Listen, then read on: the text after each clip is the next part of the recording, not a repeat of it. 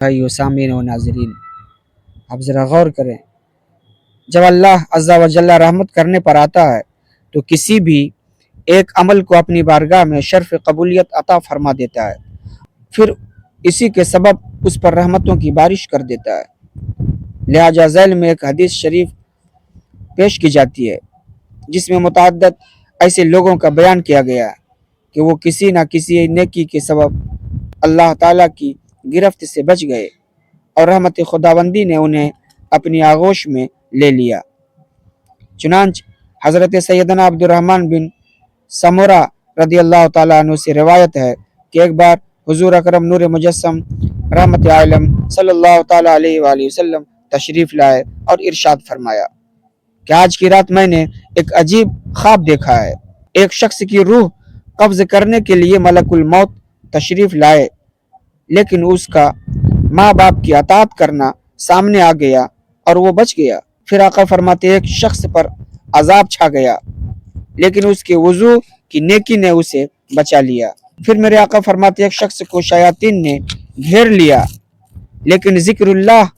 کرنے کی نیکی نے اسے بچا لیا۔ پھر میرے آقا ارشاد فرماتے ایک شخص کو دیکھا کہ پیاس کی شدت سے زبان نکالے ہوئے تھا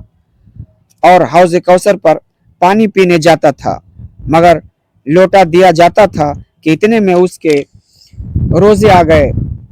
اور اس نیکی نے اس کو سیراب کر دیا۔ ایک شخص کو دیکھا کہ پیاس کی شدت سے زبان نکالے ہوئے تھا اور ایک حوض پر پانی پینے جاتا تھا،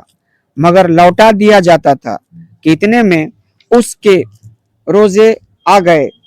اور اس نیکی نے اس کو سیراب کر دیا۔ ایک شخص کو دیکھا کہ انبیاء علیہ السلام حلقے بنائے ہوئے تشریف فرما تھے، وہ ان کے پاس جانا چاہتا تھا لیکن دھتکار دیا جاتا تھا کہ اتنے میں اس کا غسل جنابت آیا اور اس نیکی نے اس کو میرے پاس بٹھا دیا۔ ایک شخص کو دیکھا کہ اس کے ہر طرف اندھیرا ہی اندھیرا تھا، تو اس کا حج و عمرہ آ گیا اور ان نیکیوں نے ان کو منور یعنی روشن کر دیا۔ کچھ لوگوں کے ہونٹ کاٹے جا رہے تھے،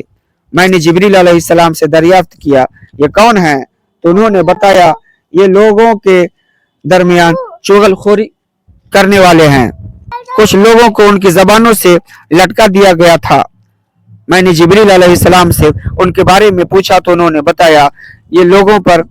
بلا وجہ الزام لگانے والے ہیں۔